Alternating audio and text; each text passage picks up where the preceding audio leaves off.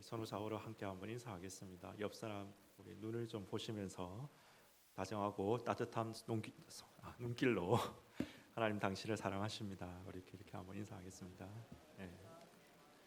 하나님 당신을 사랑하십니다. 우리가 모순이라는 단어를 아시죠? 사물의 앞뒤가 서로 맞지 않는 것을 모순이다라고 이렇게 이야기를 합니다. 우리 대한민국의 길거리를 가다 보면 여러 가지 광고판들이 붙어 있지 않습니까? 근데 대한민국 광고판 7대 모순, 광고판 모순 7대장 이런 어떤 유머가 있더라고요. 그래서 뭐가 그렇게 모순을 일으키는 광고판인지 보니까 첫 번째 이렇게 적어놨더라고요. 어린이 골프 교실 광고판인데 어린이 골프 교실 무료 레슨 10만 원. 이해가십니까? 두 번째, 절대 주차 금지. 여기는 주차장입니다. 세 번째, 화목하고 편안한 화남 아파트. 이해가시죠? 그 다음에 참치에 무한 리필 3회. 무한 리필에 해놓고 3회까지만 먹을 수 있다. 이렇게 또 하나가 될 때 손으로 직접 뽑는 기계냉면. 그죠? 손으로 직접 뽑는 기계냉면 이런 걸 붙여놨다고 그러더라고요. 다 모순적인 이야기죠. 다 앞뒤가 안 맞는 이야기입니다. 근데 오늘 우리는 이 모순적인 상황에 놓인 한 선지자를 우리가 발견합니다. 예레미야죠. 그러니까 예레미야를 가리켜서 눈물의 선지자라고 이렇게 이야기를 합니다. 왜 눈물을 흘립니까? 자기 민족을 그만큼 사랑하는데 민족이 이렇게 패망하게 되니까 그 예레미야 애가를 읽어보면 그 애타는 그 마음, 그 애타는 그 눈물이 우리 피부로 좀 느껴질 정도로, 우리 마음으로 느껴질 정도로 그는 정말로 민족을 사랑한 선지자였습니다. 그런데 이 민족을 사랑하는 선지자가 그 민족에게 심판의 메시지를 전해야 되는 이 모순적인 상황 가운데 놓여 있는 것입니다. 하나님이 바빌론의 손을 통해 범죄한 유다를 치실 것이다. 전자를 치실 것이다. 그러므로 저항하지 말고 그 심판을 받아들이라. 이게 예레미야의 메시지였습니다. 여러분, 이것은 당시의 유대 민족의 그 민족주의 입장에서 보면 반역에 가까운 메시지죠. 외세의 침입에 맞서 싸워라. 저항하여 싸워라. 우리가 승리할 것이다. 이것이 하나님의 뜻이다. 아마 비슷한 상황에 처한 대부분의 선지자들은 그렇게 말하기를 선호하지 않겠습니까? 실제로 그렇게 했죠. 대부분의 선지자들은 그렇게 선포했습니다. 실제 당시 유다 상황에서 대부분의 선지자들이 이런 메시지를 전했습니다. 여러분 한번 생각해 보세요. 만약 우리나라가 중국이나 일본의 침입을 받는다면 우리 대한민국의 목사님들 대부분도 아마 대부분의 유다 선지자들의 입장을 취하지 않겠습니까? 저라도 솔직히 이 미중 패권 전쟁의 와중에서 중국이 우리를 만약에 침략해 갔어요. 우리나라를 침략해 갔어요. 그러면 항전을 독려하는 그런 설교를 할 것 같아요. 싸워야 된다. 우리 싸워야 된다. 그렇게 설교를 할 것 같아요. 그런데 예레미야는 항거하지 말라라고 이렇게 메시지를 전했습니다. 바벨론의 침략에 맞서지 말라라고 이렇게 전했습니다. 항거하면 더 고통이 길어질 뿐이다. 여러분, 당시의 이 시대적 분위기 속에서 이런 메시지는 분명히 민족적 반역의 메시지로 대부분에게 읽혀질 것이고, 실제로 예레미야는 그것 때문에 두들겨 맞고 옥에 갇히고 구덩이에 던져지기도 했습니다. 여러분, 예레미야가 이런 메시지를 선포한 이유가 무엇일까요? 그가 우리나라의 친일파처럼 자기의 영달을 위해 민족을 희생시키는 민족 반역자이기 때문도 아닙니다. 그가 일체의 전쟁을 반전하는 반전주의자, 절대 평화주의자였기 때문도 아닙니다. 예레미야는 하나님의 계시로 말미암아서 범죄한 이스라엘에게 이미 하나님의 심판이 선언되어 있고 그 심판이 바벨론을 통해서 임하고 있다는 것을 알고 있는 것입니다. 바벨론의 침공을 외세의 침입이라는 관점에서 본 것이 아니라 그 뒤편에 있는 범죄한 이스라엘에 대한 하나님의 심판의 이 본질을 본 것이지요. 하나님의 심판. 그래서 이 심판은 피할 수가 없으니까 유다는 이 심판을 받아들여야 된다라고 그렇게 메시지를 전한 것입니다.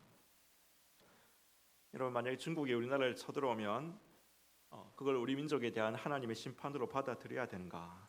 북한이 우리를 쳐들어오면 부패한 교회를 향하신 하나님의 심판으로 받아들여야 되는가? 아마 우리가 지금 봐서는 그렇게 봐서는 안 되겠죠. 그러나 역사의 어느 시점에서 우리가 100% 그런 것은 아니다라고 장담할 수도 없을 것입니다. 오늘 예레미야의 이 메시지와 스탠스는 애매한 우리 민족에게 지금 중국이냐 일본이냐 북한이 이런 불확실한 상황 속에 적용해야 될 메시지는 아니라는 것이지요. 예레미야서는 우리에게 그런 메시지를 이야기하고 있는 것이 아닙니다. 중국이 침략하면 저항해라, 아니다. 심판으로 알고 저항하지 마라, 이런 이야기를 하는 것이 아니라는 겁니다. 중국이냐 일본이냐 이런 불확실한 것이 아니라 예레미야에게 계시가 임하였듯이 우리에게 100% 임한 확실한 계시가 있죠. 예레미야에게 계시가 임했지 않습니까? 하나님의 심판이 유다에게 임한다. 여러분, 그렇듯이 오늘 우리에게도 100% 확실하게 임한 계시가 있습니다. 뭘까요? 온 세상이 죄에 대해서 하나님의 심판이 선언되었고 온 세상에 하나님의 심판이 반드시 임할 것이고 그 심판은 결코 피할 수 없다. 여러분, 우리가 이것을 사도신경에 매주 고백하듯이 사도신경을 통해서 매주 고백하지 않습니까? 산자와 죽은 자를 심판하러 오시리라. 이것은 하나님의 100% 확실한 계시지 않습니까? 100% 확실한 계시다. 하나님 반드시 죄에 대해 심판하시고 하나님 반드시 온 세상을 심판하신다. 이것은 우리 가운데 우리가 믿고 있는 확실한 100% 확실한 계시입니다. 근데 당시에 이스라엘이 이런 심판의 메시지를 싫어했듯이 오늘 대부분의 사람들도 하나님의 죄에 대한 이 정의의 심판이 온 세상에 임할 것이다, 이런 메시지를 싫어합니다. 그래서 이렇게 이야기합니다. 심판을 이야기하면 심판은 좀 이야기하지 말고 사랑만 좀 말하면 안 되겠니? 기독교 너희는 너무 편협하다. 죄의 심판 이런 이야기는 좀 그만 입 좀 다물고 사랑, 은혜 이런 이야기만 좀 하면 안 되겠니? 라고 이렇게 말합니다. 오늘 세상을 살아가는 그리스도인은 예레미야와는 정도의 차이는 있을지언정 비슷한 압박을 우리는 느끼고 있습니다. 그러나 예레미야는 그 압박, 그 부담감, 그 세상의 당시의 시대적 상황의 상식을 거스리는 것에 대한 비난, 핍박에 타협하지 않았던 것이죠. 그래서 오늘 시대 뜰 안의 감옥에 갇혀 있는 거지 않습니까? 그는 유다의 범죄에 대한 하나님의 심판을 말했습니다. 그것이 진리였고 하나님의 말씀이었기 때문인 것입니다.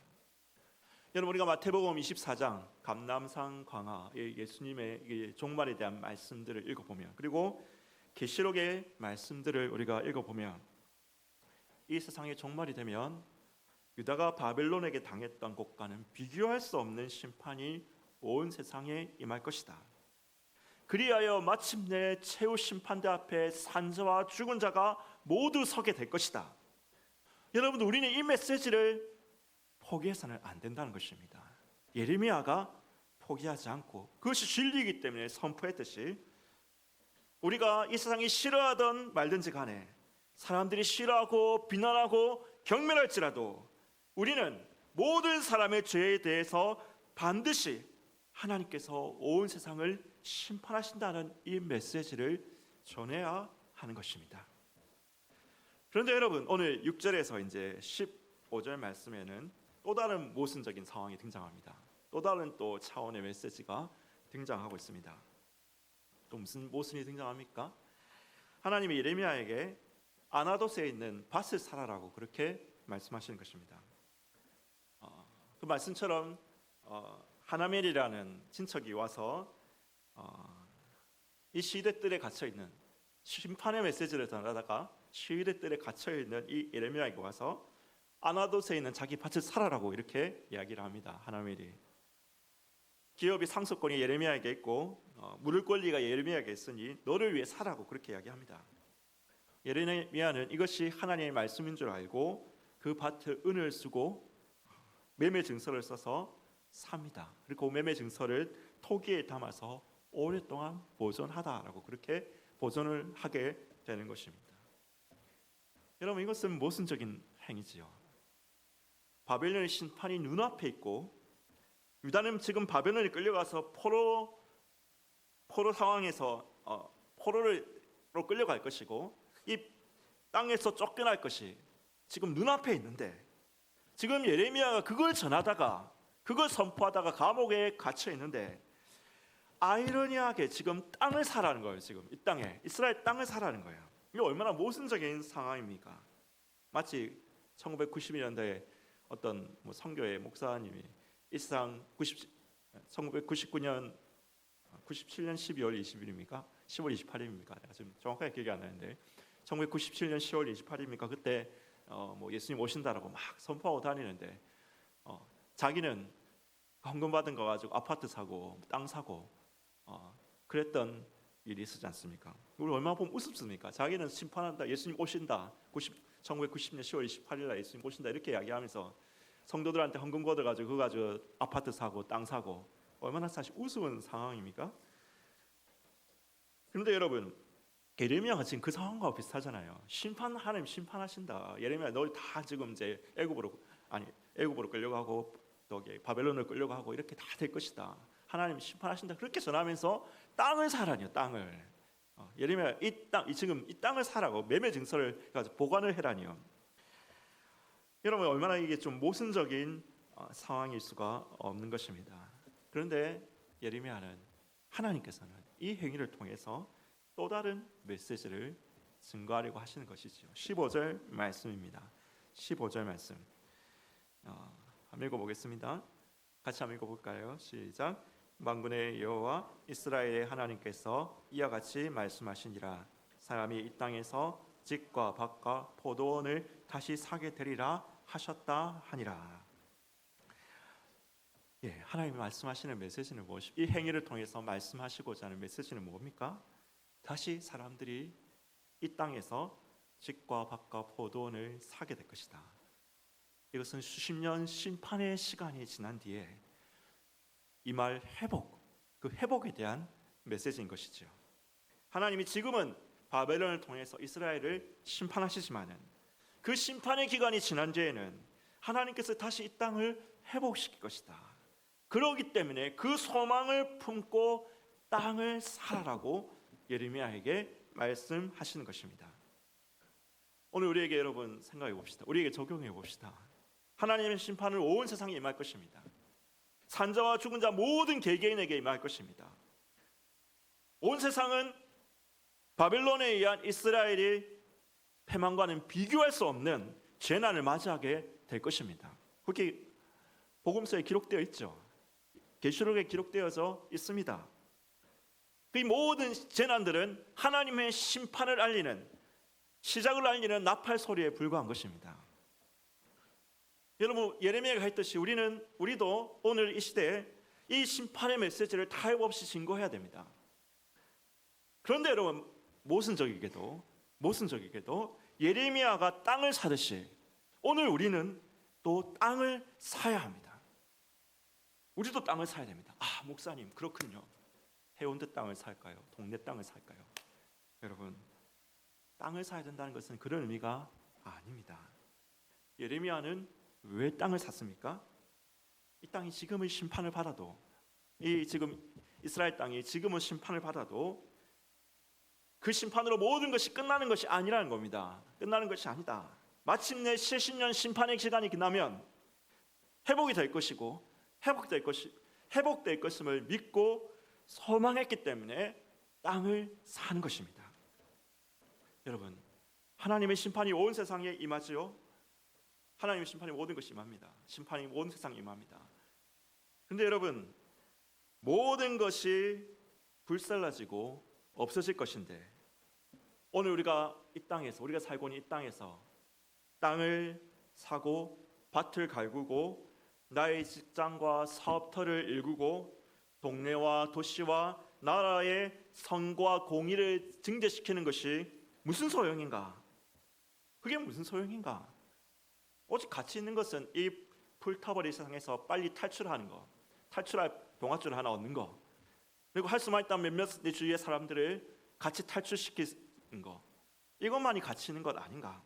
여러분, 이것은 가톨릭적인 세계관이 될 수는 있지만은 우리가 지금 장로교에 속해 있지 않습니까? 장로교의 신학을 개혁주의 신학이라고 하지 않습니까? 우리 개혁주의의 세계관이 될 수는 없습니다. 예레미야가 이스라엘에게 선포했듯이 개혁주의도 온 세상에 하나님의 심판이 임할 것을 선포합니다.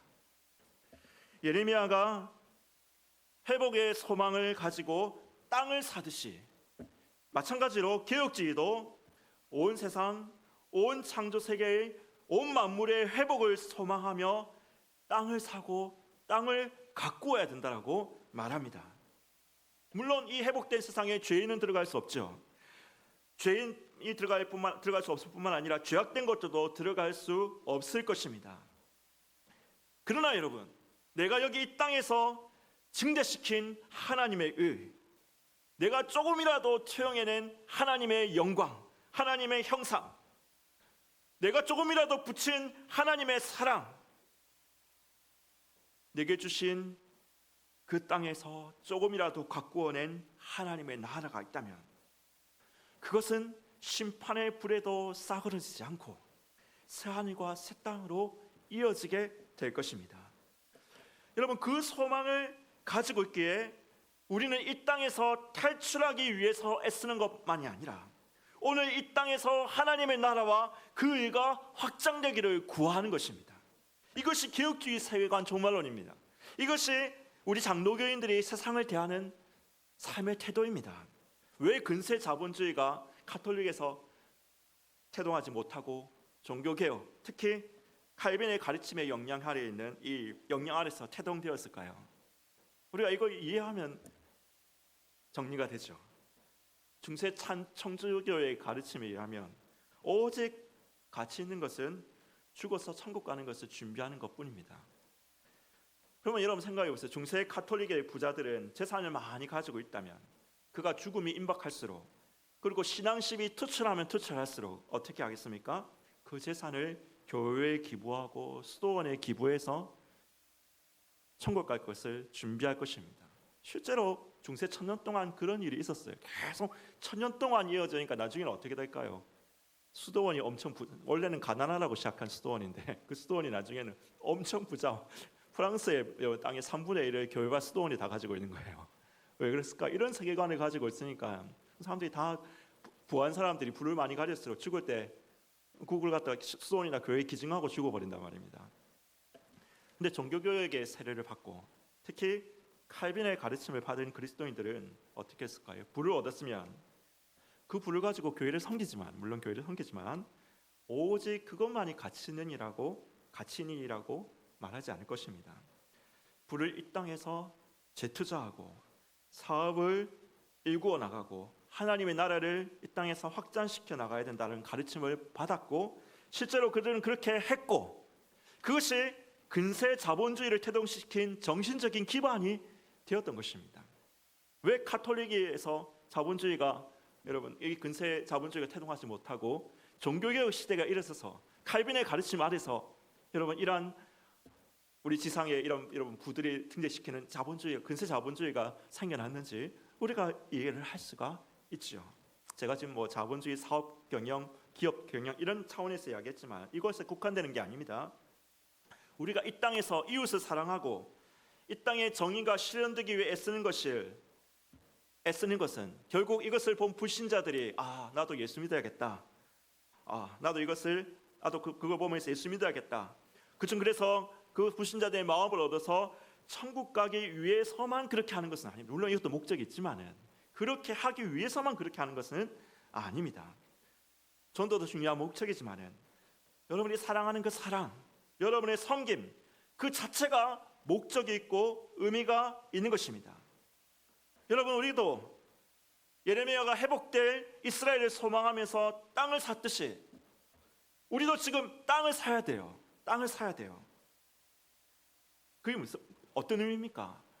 마침내 온 세상 모든 만물 모든 세계가 하나님의 영광과 그 형상만이 가득할 회복의 그날을 소망하면서 지금 이곳에서 비록 작고 보잘것없어 보이고 아무것도 아닌 것처럼 보일 수 있지만은, 그렇지만 내게 주신 기업들, 내게 허락하신 사람들, 내게 주신 가족, 일터, 그 가운데서 생육하고 번성하고 땅에 충만하여서 이 땅을 하나님의 형상으로 다스리며 일구어 나가는 것, 땅을 사는 거예요. 그것이 땅을 사는 것입니다. 여러분, 우리가 이 땅을 사야 돼요. 하나님의 나라를 소망하면서, 하나님 나라를 소망하기 때문에 오히려 이 땅을 사야 되는 겁니다. 그것이 뭐 동네 땅을 사야 돼, 해운대 땅을 사야 되냐, 이런 물질적인 이야기를 하는 것이 아니라, 여러분, 이곳에 우리가 하나님의 형상을 투영해내야 돼요. 하나님의 형상을, 그렇죠? 하나님의 영광을 나타내고 하나님의 의를 한치라도 전진시키고 하나님의 나라를 한치라도 이 땅에서 진진시켜 나가야 됩니다. 근데 여러분, 마지막으로 이 말씀을 드리겠습니다. 우리 안에 하나님의 영광이, 하나님의 형상이 충만하지 않으면 우리가 어떻게 이 땅을 하나님의 형상으로 채울 수가 있겠습니까?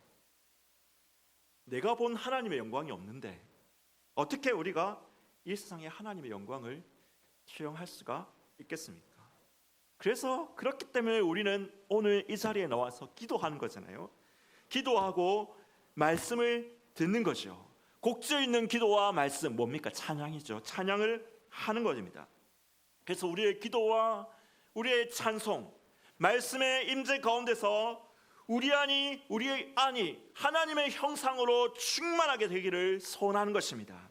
그리하여서 그것을 끝나는 겁니까? 우리가 이 금요기대에 와가지고 우리가 하나님 영광 충만, 하나님 형상 충만해, 하나님 이런 분이시군요, 찬양하면서 기도하면서 그걸로 충만해서 그걸로 끝나는 겁니까? 절대 그걸로 끝나서는 안 되죠. 어떻게 해야 됩니까? 우리에게 주신 기업들 가운데, 그죠? 우리가 이 기도의 가운데, 이 말씀의 잔치 가운데, 이 찬양의 잔치 가운데 채워진 그 하나님의 형상을 우리의 기업들 가운데 조금이라도 더 반영하고, 우리 주위의 사람들에게 하나님이 어떤 분이신지 조금이라도 더 나타내고, 우리의 터전과 우리의 도시와 우리의 민족과 우리의 나라 가운데 하나님의 나라와 그 일을 한치라도 조금 더 확장시킬 수 있는 여러분 되시기를 예수님의 이름으로 축원하는 것입니다. 그래서 여러분, 그날에 이 모든 것이, 여러분들이 했던 그 모든 것들이, 그 모든 의가, 그 모든 사랑이, 섬김이, 여러분, 그날에 푸른 의의 나무로 열매 맺히게 되고 순결한 꽃들로 피어나게 되기를 예수님의 이름으로 축원하는 것입니다. 우리 함께 이 찬양을 함께 한번 드리겠습니다. 우리 오늘